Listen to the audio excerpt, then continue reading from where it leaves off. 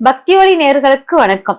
இப்ப ரிஷப ராசிக்காரர்கள் எந்த மாதிரி உணவுகளை எப்போ எடுத்து பண்ணலாம் அப்படிங்கறத நம்ம பாத்துக்கிட்டோம்னா, நம்மளுக்கு வருமானம் அதிகரிக்கும். சில சமயம் நம்ம வெளியில கிளம்பும் போது இந்த உணவை வாயில போட்டுட்டு போனா நம்மளுக்கு வருமானம் அதிகரிக்கும் அப்படின்னா அந்த உணவை நம்ம எடுத்துட்டு போலாம். சும்மா ஒரு செக்கப்பாச்சும் பண்ணி பார்க்கலாம் இல்லையா? அந்த மாதிரி நம்ம சில விஷயங்கள் நம்ம நடைமுறைப்படுத்திக்கிட்டே இருக்கிறது சிறப்பாக இருக்கும். பொதுவாக பாத்தீங்கன்னா ரிஷபராசிக்காரர்கள் கையில புதினா வச்சுக்கொள்வது, கையிலங்கிறத வாயில போகும்போது புதினா எடுத்து வாயில போட்டுட்டு போனீங்கன்னா உங்களுக்கு நல்ல வருமானத்தை கொடுக்கக்கூடியதாக இருக்கும். அதனால எங்கேயாச்சும் வெளியில போகும்போது புதினா வாயில போட்டுக்கோங்க, இல்லாட்டா உங்க பர்சுல வைத்துக் கொள்வது சிறப்பாக இருக்கும். புதினா இலைய ஒரு இனுக்கு எடுத்து கழுவிட்டு நல்லா சுத்தம் பண்ணிட்டு அதை வாயில ஒதுக்கிக்கிட்டே நீங்க பேசிக்கிட்டு இருந்தீங்கனாலும் உங்களுக்கு வாக்கு சித்திகம், உங்களுக்கு எல்லாரும் உங்க பேச்சில் வசீகரிக்கும் தன்மையும் உருவாகும். அப்படின்னால புதினாவை கையில வச்சுக்கோங்க. உணவாக எடுக்கும்போது உங்களுக்கு கீரை மிக சிறந்த உணவாக இருக்கும் அப்படிங்கறத எடுத்துக்கோங்க. கீரை உட்கொள்ளும் போது உங்களுக்கு நிறைய மாற்றங்கள் இருக்கும். உங்களுக்கு கீரையினால் நிறைய கீரை ஆக்சுவலா உங்களுக்கு ரொம்ப பிடிக்கும். அதனால கீரை உங்களுக்கு நல்ல வளர்ச்சியை கொடுக்கக்கூடியதாக இருக்கும் அப்படிங்கறத எடுத்துக்கலாம். இங்க கீரை நீங்க சாப்பிடும்போது நரம்பு மண்டலத்தில் உள்ள தோல் அதெல்லாம் உங்களுக்கு நல்ல வித்தியாசம் காமிக்கும். அதனால கீரை உங்களுக்கு ஒரு சிறந்த மாற்றத்தை கொடுக்கக்கூடியதாக இருக்கும் அப்படிங்கிறது. நீங்க அசைவ உணவு உட்கொள்ளலாமான்னா நீங்க அசைவ உணவு உட்கொள்வதை விட சைவ உணவுக்கு முக்கியத்துவம் கொடுங்க. நிறைய அசைவ உணவு எடுக்கக்கூடாது. ஏன்னா நீங்க நிறைய அசைவ உணவு எடுக்கும் போது உங்களுக்கு தலைபாரம், தலைவலி அந்த மாதிரி எல்லாம் வரும், தலையில் நிறைய பிரச்சனை வரும் அப்படிங்கிற மாதிரி இருக்கும். அதனால நிறைய அசைவ உணவுகளை எடுக்காமல் ஒரு சில அசைவ உணவுகளை எடுப்பது சிறப்பாக இருக்கும். ஒரு சில உணவுகள் அப்படிங்கும் போது என்னன்னா மீன் வகைகளை நீங்க எடுத்துக்கொள்வது உங்களுக்கு சிறந்த மாற்றத்தை கொடுக்கும். மீனை உட்கொள்ளும் போது உங்களுக்கு நிறைய இது வருமானம் பெருக்குவது இதெல்லாம் ஏற்படும் அப்படிங்கறத எடுத்துக்கலாம். அதனால மீன் உங்களுக்கு மிக சிறந்த அசைவ உணவாக இருக்கிறது. ஒரு விஷயம் உங்களுக்கு சக்சஸ் ஆகணும், ஒரு லாபம், ஒரு வியாபாரத்து லாபம்னா அன்னைக்கு மீன் கறி எடுத்து வச்சு சாப்பிட்டீங்கன்னாலும் உங்களுக்கு சிறப்பாக இருக்கும் அப்படிங்கறத எடுத்துக்கலாம். அது போக நீங்க காய்கறிகள் அப்படிங்கிறது என்னன்னா நல்ல உணவு, அதாவது ஹீட், மண்ணுக்கடியில் உள்ள உணவுகளையும் எடுத்துக்கொள்ளலாம். அதே போல் ரொம்ப ஹீட்டான உணவுகளை நீங்க எடுப்பது ஒரு நல்லா இருக்கும் அப்படிங்கறத எடுத்துக்கலாம். ஹீட்டான ஆனா ரொம்ப இது லிக்யூட், அதாவது தண்ணி உள்ள ரொம்ப கூலான இதை நீங்க எடுக்கும்போது உங்களுக்கு கொஞ்சம் வரும், கொஞ்சம் இது குடும்ப வாழ்க்கையில் பிரச்சனைகள் அது மாதிரி உருவாகும். அதனால லிக்யூடான பதார்த்தத்தை விட நல்ல ஈரமான பதார்த்தம் உங்களுக்கு ஓகேவா இருக்கும். தண்ணியா இருக்கிற பதார்த்தத்தை அதிகமாக பயன்படுத்த முடியாது அப்படிங்கறத எடுத்துக்கலாம். எவ்வளவு தண்ணியான பதார்த்தம் எடுத்துக்கிட்டாலும் அது உங்க உடம்பு ஏத்துக்கிட்டே தான் இருக்கும். அந்த தண்ணியான பதார்த்தம் உங்க உடம்புல நிறைய சேஞ்சஸ் கொடுக்கும். அதனால நிறைய தண்ணி பதார்த்தத்தை எடுக்க வேண்டாம். ஆனா தண்ணியில் வாழும் உயிரினங்களை உட்கொள்வதில் ஒன்றும் மாற்றம் கிடையாது, நல்லா இருக்கும் அப்படிங்கறத எடுத்துக்கலாம். அதுக்கப்புறம் பாத்தீங்கன்னா காய்கறிகளில் நீங்க பழ வகைகள் நிறைய உட்கொள்ளுங்க. இந்த பச்சை கிரீன் ஆப்பிள் அந்த மாதிரிலாம் இருக்கு இல்லையா, அதெல்லாம் நீங்க உட்கொள்வது உங்களுக்கு நிறைய மாற்றத்தை கொடுக்கக்கூடியதாக இருக்கும் அப்படிங்கிறது.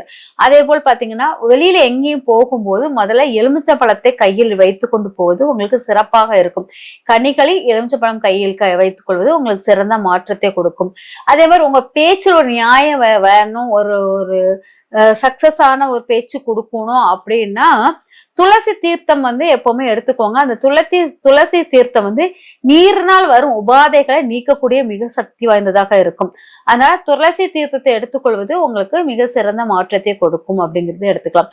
பொதுவாக நீங்க உணவு உட்கொள்ளும் போது உங்களுடைய உணவில் துளசி இலையை போட்டு பெருமாளை நினைத்து வச்சு வழிபாடு பண்ணிட்டு உணவு உட்கொண்டால் அந்த உணவினால் வரும் கெடுதல்கள் அனைத்தும் நீக்கிவிடும் இந்த ரிஷபராசிக்காரர்களுக்கு. அதனால உணவினால் வரும் கெடுதல், உணவினால் உள்ள ஃபுட் பாய்சன்ஸ் எல்லாமே இது நீக்கும். பொதுவாக உங்களுக்கு ஃபுட் பாய்சன் அவ்வளவு எளிதில் வராது. அது வராமல் தடுப்பதற்கு நிறைய விஷயங்கள் உங்களுக்கு இறை சார்ந்த இது ரொம்ப முக்கியமா இருக்குது. அதனால உணவினால் வரக்கூடிய கெடுதல்கள் வராது அப்படிங்கிறது முக்கியமாக இருக்கும். பொதுவாக துளசி இலையை வைத்து நீங்க எல்லா பக்கமும் ஆக்டிவேட் பண்ணாலே உங்களுக்கு உணவு கெடுதல்கள், ஃபுட் பாய்சன்ஸ் இதெல்லாம் வராது அப்படிங்கிறது முக்கியமாக இருக்கும். அதுக்கப்புறம் பாத்தீங்கன்னா ஆரஞ்சு பழத்தோல், ஆரஞ்சு பழம் எப்பவுமே உங்க வீட்டில் ஸ்டாக் வச்சுக்கிட்டே இருங்க. அந்த ஆரஞ்சு பழத்தால் உங்களுக்கு நிறைய நன்மைகள் வரும். ஏன்னா இந்த ஆரஞ்சு பழம் இருக்கும் வீட்டில் தாய் நல்ல பொறுப்புணர்வுடன் இருப்பார். ரிஷப ராசிக்காரர்களுக்கு ஆரஞ்சு பழம் முக்கியமானதாக இருக்கும். ஆரஞ்சு பழம் இருக்க வீட்டில் தாயின் வளமை சூப்பரா இருக்கும். வீடு வாகனங்களாம் நன்மை ஏற்படுறதுக்கும் வாய்ப்புகள் இருக்கு. அப்படிங்கிறதுனால ஆரஞ்சு பழ தோல்களை நீங்க பயன்படுத்துவது சிறப்பான ஒன்றாக இருக்கும். நீங்க அசைவ உணவின் அளவு தசை பற்றுள்ள, அதாவது நிறைய தசை உள்ள உணவுகளை எடுப்பதை தவிர்த்து விடுங்கள் அப்படிங்கிறது. நிறைய தசைகள் வைத்த உணவுகளை, அசைவ உணவில் நிறைய தசை, அதாவது எலும்பும் தசையும் நல்ல ஸ்ட்ராங்கா ஒட்டி இருக்கும் இல்லையா, அந்த மாதிரி அசைவ உணவுகளை தவிர்த்து விடுங்க அப்படிங்கிறது முக்கியமானது. அதனால உணவு வகைகளில் நான் சொல்ற மாதிரி இதெல்லாம் பார்த்து, இப்போ நீங்க என்ன உணவு சொல்றீங்க எனக்கு புரியல. இப்போ ஆட்டுக்கறி எடுத்தீங்கன்னா அது எலும்பும் தசையும் ரொம்ப இறுக்கமா ஒட்டிக்கும். அந்த மாதிரி ஒட்டி இருக்கக்கூடிய அந்த உணவை நீங்க எடுத்துக்கிட்டீங்கன்னா மருத்துவ செலவு அதிகமாக இருக்கும். அதனால இதே இது பிராய்லர் கோழின்னா உங்களுக்கு எலும்பு தனியா தசை தனியா ஈஸியா வெளியே வந்துரும். அந்த மாதிரி உணவுகள் உங்களுக்கு சிறப்பாக இருக்கும் அசைவ உணவில். மீன் எடுத்தீங்கன்னா அழகா மீன் தனியா எலும்பு தனியா ஈஸியா நீங்க எடுத்து ரிமூவ் பண்ணிடலாம். ஆனால் ஆட்டுக்கறியில் அப்படி ரிமூவ் பண்ண முடியாதனால இந்த உணவுகள் உங்களுக்கு ஒத்து வராது. அதாவது எலும்புடன் தசை பற்றுடன் இருப்பது உங்களுக்கு ஒத்து வராத தன்மையாக இருப்பதனால் அந்த மாதிரி அசைவ உணவுகளை தவிர்த்து விடுங்கள். நீங்க உண்ண வேண்டிய நாட்கள் அப்படின்னா கீரை உணவுகள் புதன்கிழமை அந்த மாதிரி உட்கொள்ளலாம். விருந்தாளிகளை விருந்துக்கு உணவுக்கு அழைத்தல் புதன்கிழமை அழைப்பது சிறப்பாக இருக்கும். அதே சமயம் பாத்தீங்கன்னா உங்களுடைய அசைவ உணவுகள் எடுக்கும் போது வியாழக்கிழமை அசைவ உணவுகள் எடுப்பது சிறப்பாக இருக்கும். வியாழக்கிழமை சனிக்கிழமை எல்லாம் உங்களுக்கு அசைவ உணவுக்கு சிறப்பாக இருக்கும் அப்படிங்கறத எடுத்துக்கலாம். உங்களுக்கு பாத்தீங்கன்னா ஞாயிற்றுக்கிழமை அசைவ உணவுகளை தவிர்த்து விடுங்கள். ஞாயிற்றுக்கிழமை அசைவ உணவு எடுத்தீங்கன்னா சண்டை சச்சரவுகள் உருவாகக்கூடியதாக இருக்கும். ஆனா ஞாயிற்றுக்கிழமை அசைவ உணவுகள் தவிர்ப்பது சிறப்பாக ஒன்றாக இருக்கும். அதே சமயம் பாத்தீங்கன்னா செவ்வாய்க்கிழமை நான் எப்போதுமே செவ்வாய்க்கிழமை எடுக்கவே வேண்டாம் அப்படிமே அசைவ உணவுகளை. அதே போல் இந்த இதுலயும் எந்த செவ்வாயும் அசைவ உணவுக்கு இது சரி வராது அப்படிங்கிறது. அதே சமயம் பாத்தீங்கன்னா வெள்ளிக்கிழமை அசைவ உணவுகள் கடன் சார்ந்த பிரச்சனையை உருவாக்கும். ஆனா வெள்ளிக்கிழமையும் அசைவ உணவுகளை எடுக்காதீங்க அப்படிங்கிறது. புதன்கிழமை இது மட்டும் எடுங்க.